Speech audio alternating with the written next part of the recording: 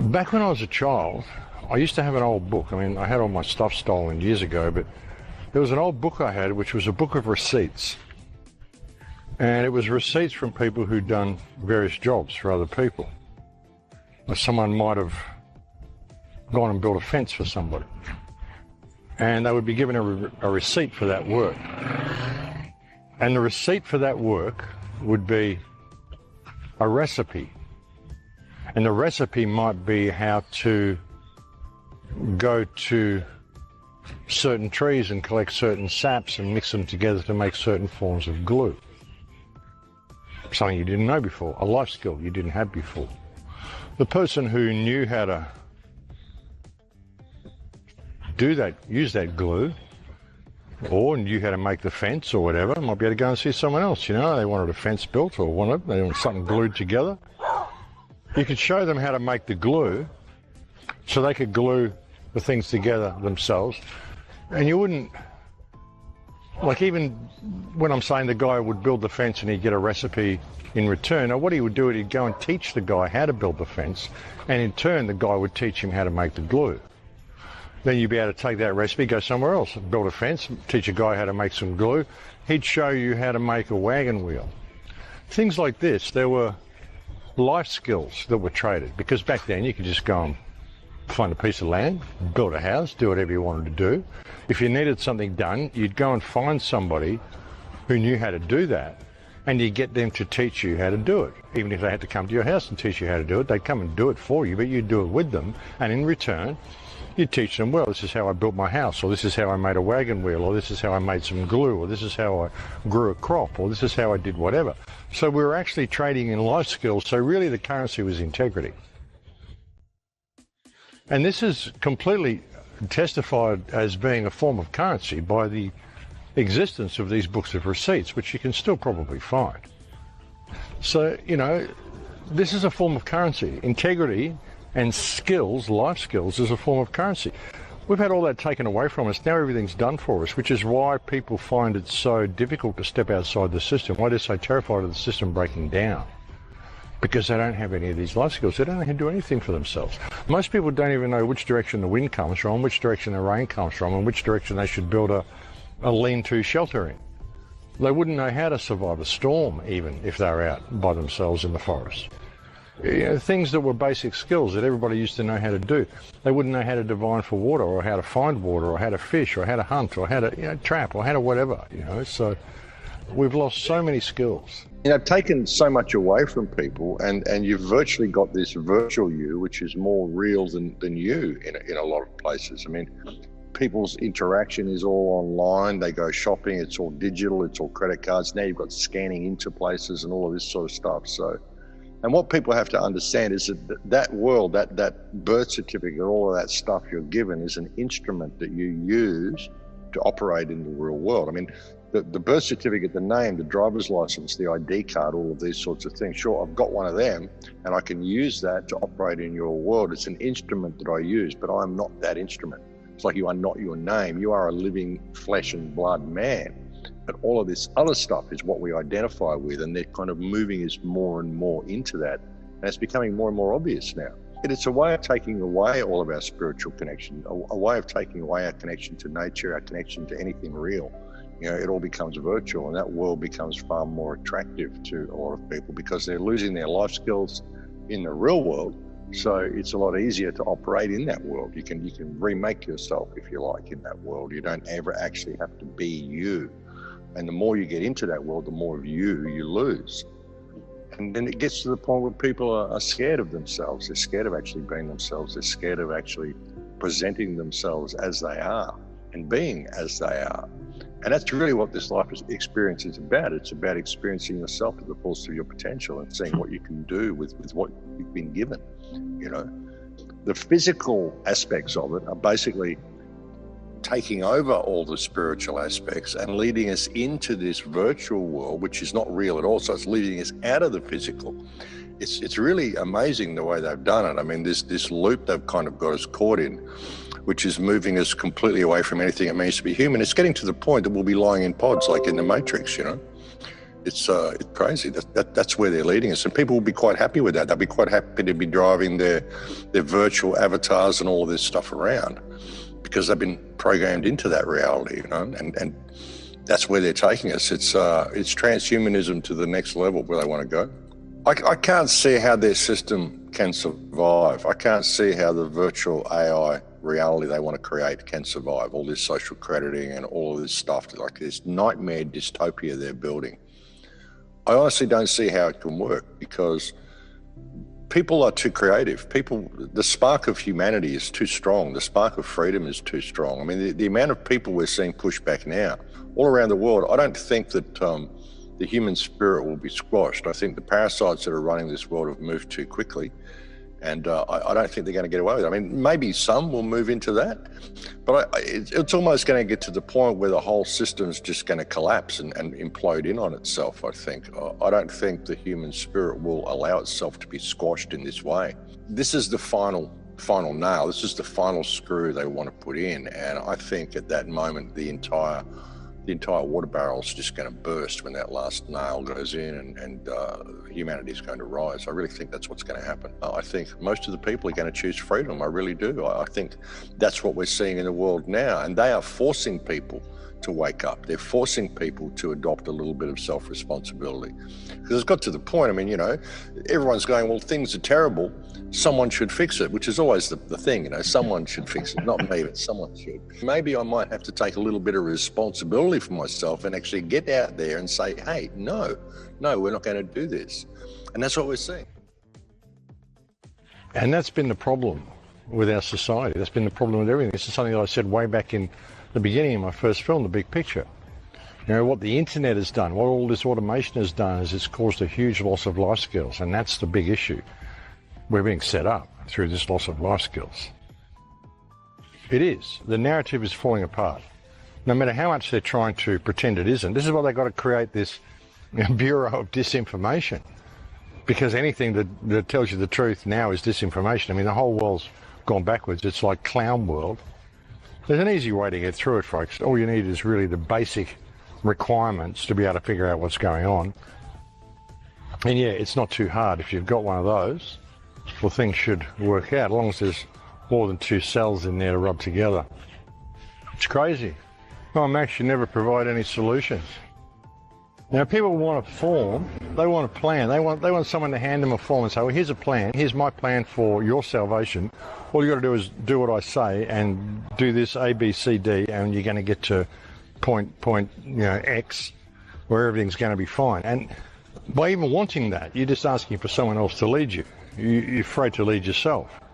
And that's what this is an opportunity to do, to rediscover yourself and to realize that you need to lead yourself. The fact that we're not prepared to lead ourselves is what's caused this problem to begin with. Now, there's an important lesson here for mankind if we choose to actually look at the lesson and learn from the lesson. People want solutions. They don't realize that they are the solution. You've got to change your perspective, and you've got to readjust how you look at the world and how you interact with people. Stop buying into all the division. Stop buying into all the animosity. Stop thinking everybody is a shill and all this sort of stuff. Get back in touch with what it means to be you. This is something so many people have forgotten, how to actually be human.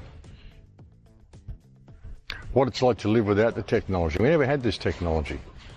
20 years ago, we didn't have any of this shit. So, why are we so dependent on it now? 20 years ago, we didn't have any of it. But, offering people solutions and what is the solution to all this? And as I keep saying, the solution is for you to rediscover yourself. That's really how to get through it, because this has to play out. And so what you've got to do, like I said, is do the shadow work. Find these things about yourself that you need to heal. Find out what your addictions are. Find out what it is that keeps you locked into this system and even makes you sad that the system is about to implode. Because I'm not sad about it at all. I think it's great that the system is falling apart. We don't need the system.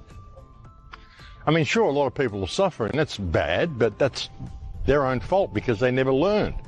They never learned along the way. They never learned self-responsibility. They never learned what it means to be human. They always wanted someone else to come along and fix things for them. But true freedom is based in self-responsibility, folks. That's what it is. You've got to be responsible for yourself, responsible for your own actions, responsible for looking out for your own life, looking after your own life, responsible for everything that happens in that life. If you're not prepared to do that, you'll never be free, because that's what freedom is. A lot of people don't get that. I saw a really interesting concept the other day presented. I'm not saying it's true, but it's interesting. The whole concept that the world ended in 2012, but we all died simultaneously in 2012, that we're all part of a collective consciousness, but that collective consciousness died in 2012, and we are kind of in that little after period. Like when you die, according to doctors and medical people, when you die, your heart stays alive, or your brain stays alive for 7 minutes after death. And you're in that kind of a dream state. But in that 7 minutes, I mean, that's 7 minutes, that would be 7 minutes to a doctor observing the event. But for you in that dream state, that could be, it could seem like years.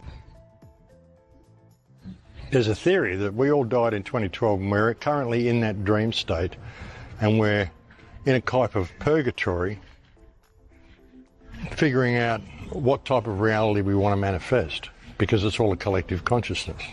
Interesting theory. Would explain the Mandela effect. It would explain why so much has seemed kind of strange in the last 10 years. Interesting concept. I mean, like I said, I don't know that there's any validity to it, but it's certainly an interesting concept. It would explain so many things if we were sort of suddenly in some sort of a parallel universe, or in some sort of purgatory, or in some sort of in-between world. There was a virtual world that seemed real, and perhaps there's a cleansing taking place within that space, and they're getting rid of all of the defective bits of consciousness. Hey, off you go. Go into the mainframe, stay trapped there. You can't prevent the New World Order. The New World Order is already here. We're in it. They're just consolidating it now. The trick is to be able to predict their plans and show people where they're going, which is what thwarts their plans. Because when you can predict it, people just laugh at it and don't go along with it. And that's one of the best tools we've got against them, folks, is to laugh at them. Humour. They hate being laughed at.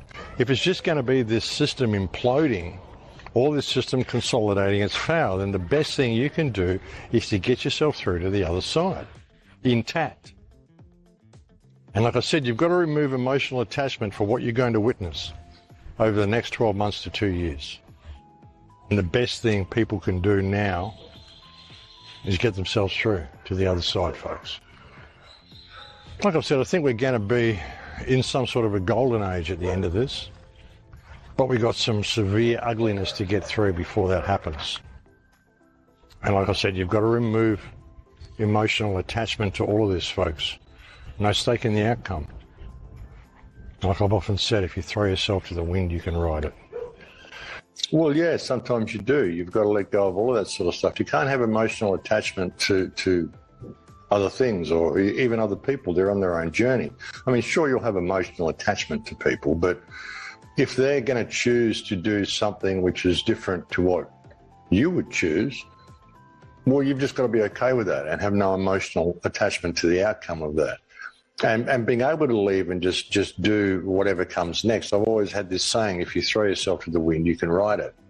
And some of the stuff that I've done in my life, like when I went overseas in 2012, I went to an ayahuasca retreat in Peru for 10 days.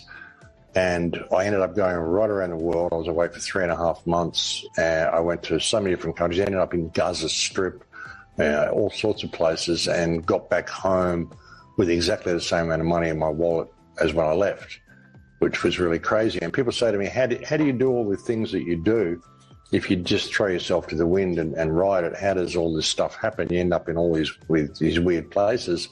I mean, how do you do it if you don't plan to go there? And I've always said, well, if if I'd had plans, if I'd planned my journey, I never would have done all those things because I would have had other plans, and I would have missed out on all of these opportunities along the way that just present themselves. When an opportunity comes, these things happen to you generally once in your lifetime. Little opportunity comes, you think, oh, I'll do that next time. And then 5, 10 years later, you're thinking, I wonder when that next time's going to be, These things happen once. And when you take these little gifts that are given to you, you can find yourself in the most incredible places doing the most incredible things that you never planned and you never would have planned. You've got to see, even going on a journey, embarking on any project at all, as soon as you start that project, whether it's an art piece you're creating or a musical piece you're creating or a journey that you're going on, anything you're doing, as soon as you start creating it, it becomes a life force of its own. And if you listen to it, it will speak to you and it wants to be alive, and you can let it live, and it will lead you places that you never expected to go. If you can be open to the fact of what life is and what energy is, and everything has its own life. If a project that you create has its life because of the life you put in it. It's like a house. I mean, I look at a house. A house is dead. It's dead earth. It's stuff that we pulled from the living earth. We killed it and we built it into something that we think is alive, but it only has life when we actually go into it and we give it life. It's like any object we create from the earth. These are just dead objects that only have life when we give it to them. It's the same as any project you embark on. And what is a project? Well, a project is anything that happens when you get up and open your eyes and walk out the door. Anything you're doing, this is a project that you're embarking upon, and it has its own life. So listen to it. Listen to it. There's this communication going on all the time, but we're not listening. Most people simply aren't listening to the field. They're not listening to their intuition, which is the field talking to them all the time. I've said to people so often, your heart is an electromagnetic instrument. It's a power source that sends energy to your brain. Your brain is a quantum instrument that turns possibility into actuality depending on the emotional input it receives from your heart. And you create the world that you live in via that emotional input, that emotional state, which is why the power elite try to keep us in fear all the time. Why when we see all this bad stuff happening, we don't see it as opportunity. It's opportunity. It's opportunity. The system's breaking down. This is great. This is great stuff. I mean, sure, it's going to be ugly, but it has to be ugly. I mean, look at the state of the world. It has to be ugly. So, it's different ways of looking at life and different ways of looking at what life is. And I think that's where the secret is. That's where the golden nugget is. And when you understand that, and you understand it's all about how you interact with what you would perceive to be the most mundane of things, but they're not, because every one of them is a life of its own. If you can just realize that, you can change the way your life is. And if you throw yourself to the wind, you can ride it. You've just got to listen to what the wind is telling you.